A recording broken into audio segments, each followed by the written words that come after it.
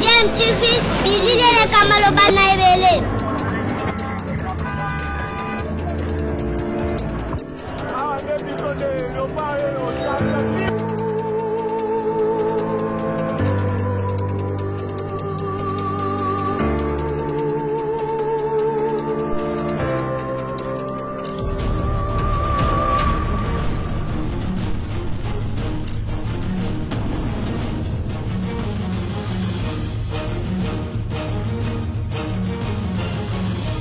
DMTV toujours en avant.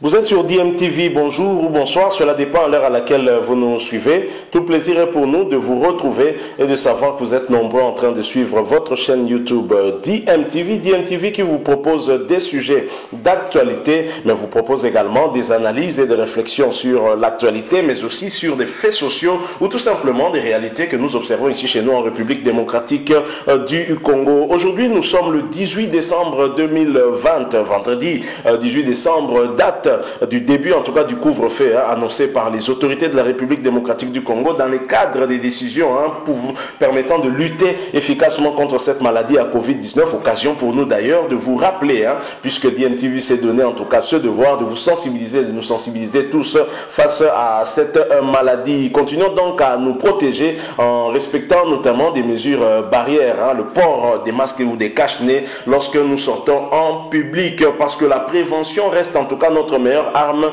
face à cette maladie. Nous sommes au Maroc le mercredi 16 décembre 2020. Surprise, Maman Bobi Ladawa, l'épouse du feu maréchal Mobutu, d'heureuse mémoire, reçoit la visite de Marie Tumbanzeza, ministre des Affaires étrangères de la République démocratique du Congo, qui est aussi une visite d'autant plus importante car c'est la toute première fois que la veuve du maréchal Mobutu reçoit un ministre des Congolais des Affaires étrangères.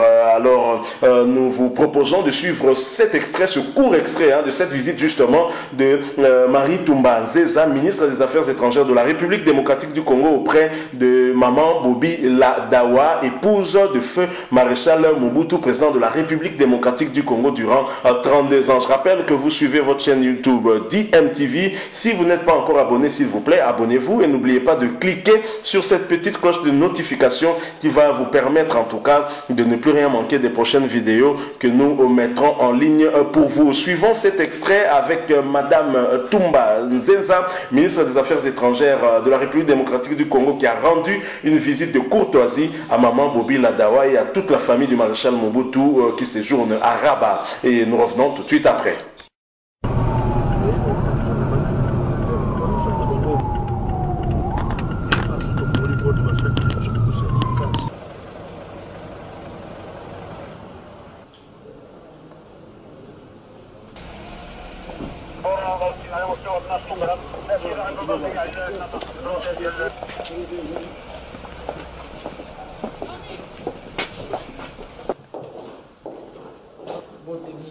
Bote mingi mama, bote. Soyez la bienvenue. Sinon,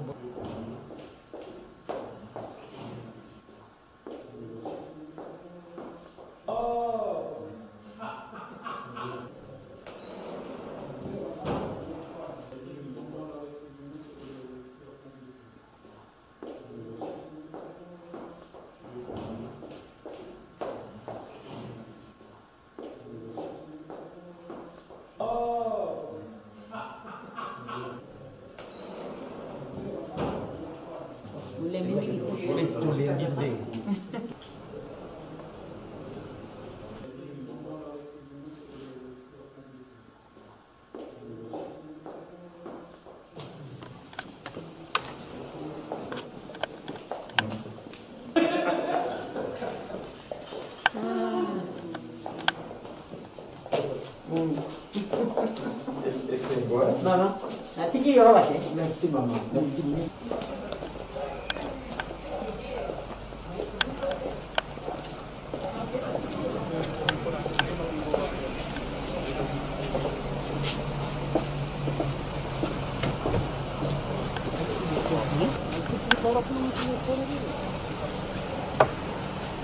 Voilà, nous nous sommes de retour. Vous venez de suivre là cet extrait, ce court extrait en tout cas de cette vidéo qui nous montre la visite de Madame la ministre des Affaires étrangères Toumba Nzenza qui est allée voir l'ex-première dame, Maman Bobi Ladawa, épouse du feu maréchal Mobutu. Et c'est profitant en tout cas de son séjour au Maroc où elle se trouve en visite de travail que la ministre d'État, ministre des Affaires étrangères Marie Toumba Nzenza a rendu une visite de courtoisie à Maman Bobi Ladawa, la veuve de l'ancien président de la République démocratique du Congo, le maréchal Mobutu Sese Seko Kukumbwendu Wazabanga, ce mercredi 16 décembre 2020 à Rabat au Maroc. Aucune information n'a filtré de leur entretien auquel a pris part Madame Ngawali Mobutu, fille de l'ancien président de la République démocratique du Congo. L'ambiance était plutôt corps et familiale, a-t-on appris, des témoins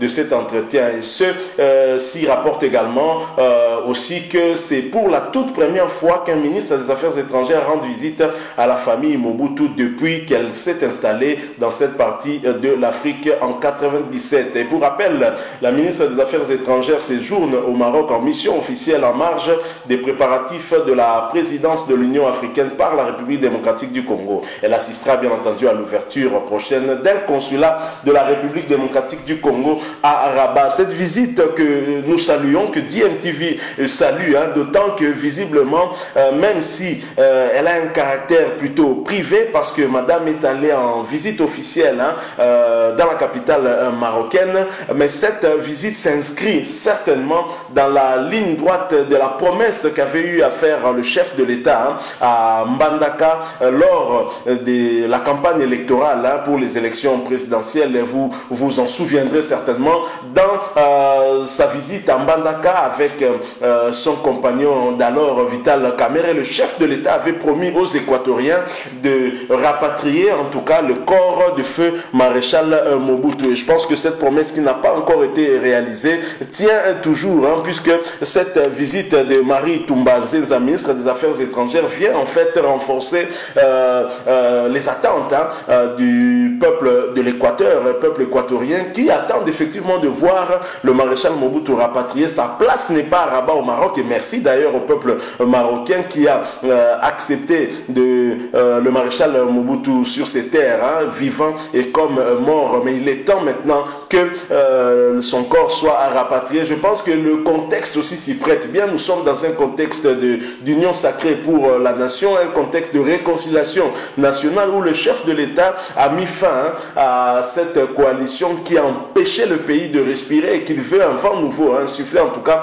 un vent nouveau afin que le pays puisse démarrer. Lui-même qui a dit Kisalu Mebanda, le travail commence. Moussala et Bandi, ça signifie que c'est le temps aussi de la réalisation de toutes les promesses de campagne, et parmi lesquelles le rapatriement du corps du feu maréchal Mobutu. Et je pense que même si rien n'a filtré de cette rencontre, le fait que la fille du maréchal Mobutu ait assisté à cela, Ngawali Mobutu, signifie certainement que ce n'était pas seulement une visite de courtoisie, ça signifie qu'on a peut-être parler de ce sujet qui préoccupe en tout cas certainement la famille. Si la famille n'a jamais accepté que le corps du maréchal soit rapatrié, c'est parce qu'il n'y avait aucune garantie que cela se serait fait dans de bonnes conditions. Je signale qu'à l'époque de Joseph Kabila également, il y a eu plusieurs tentatives pour dissuader la famille à accepter que le corps du maréchal Mobutu revienne, mais les conditions ne s'y étaient pas en tout cas prêtées. On a même vu Nzanga Mobutu en 2006 devenir ministre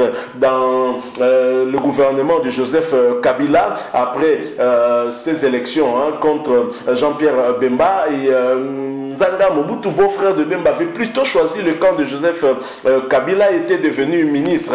Et on pensait qu'en ce moment-là, le corps du maréchal Mobutu allait revenir. Ce n'est jamais revenu. Il y a une certaine hypocrisie dans ces relations-là, et je crois que les conditions ne permettaient pas tout à fait que le corps du maréchal revienne. Et même Maman Bobi Ladawa et les autres membres de la famille Mobutu ne sont jamais revenus. On a vu Nzanga, on a vu son petit frère Giala qui a même été député national, mais le corps du maréchal Mobutu Mobutu ainsi que la famille Bobila Dawa ne sont jamais revenus ici au pays. Et je pense que Félix Tshisekedi a peut-être une autre approche et pour voir la famille, et vu que les deux familles se connaissent, la famille Tshisekedi et la famille Mobutu se connaissent même très bien, puisque Étienne Tshisekedi était aussi un ami du maréchal Mobutu, malgré cette séparation de la politique, un problème de gestion qui les a séparés. Mais Étienne Tshisekedi était proche quand même du maréchal Mobutu. Il a eu à assister le maréchal Mobutu lorsqu'il était éprouvé, lorsqu'il a perdu ses enfants. Par exemple, je pense que Félix Tshisekedi a une certaine facilité d'approcher Maman Bobila Dawa que d'autres n'ont peut-être pas. Il y a une relation particulière entre les deux familles.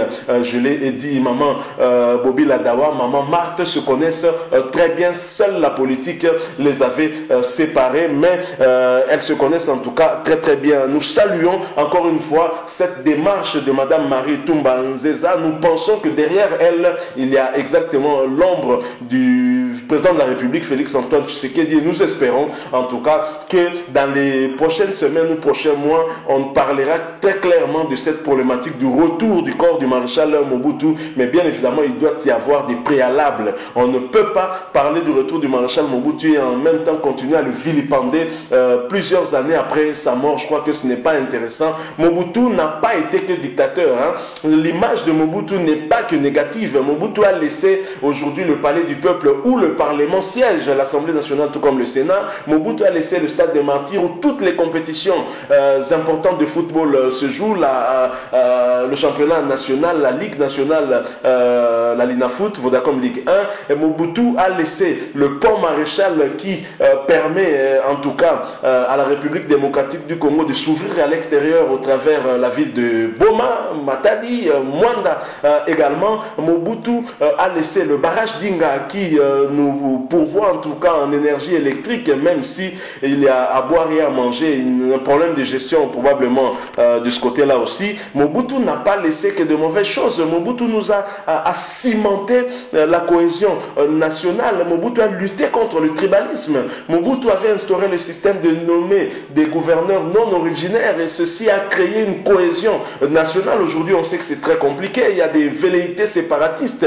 Le dernier exemple en date, c'est ce pasteur Ngoï Mulunda, ancien président de la CENI, qui s'est exprimé, qui a tenu des propos à caractère séparatiste inacceptable dès l'arrivée de Joseph Kabila à Kolwezi. Ce sont des propos qu'on ne pouvait pas accepter et tolérer d'entendre à l'époque de Mobutu. Heureusement que les Congolais ont acquis suffisamment de maturité politique et n'acceptent pas ce genre de propos. Je pense qu'il y a des acquis avec le maréchal Mobutu sur lesquels nous pouvons nous asseoir pour effectivement penser réconciliation et surtout penser au rapatriement de son corps ici en République démocratique du Congo. Et la personne qui est la mieux placée pour pouvoir faire cela, je pense bien que c'est l'actuel chef de l'État, Félix Antoine Tshisekedi Tshilombo. D'autant qu'il l'a promis. Il a promis pendant sa campagne aux Équatoriens. Il a promis en Bandaka. Je pense que Félix ne va pas se dédire. Il va réaliser cela. Merci à vous que nous avez suivis. Vous l'avez compris, nous sommes arrivés à la fin. Si vous avez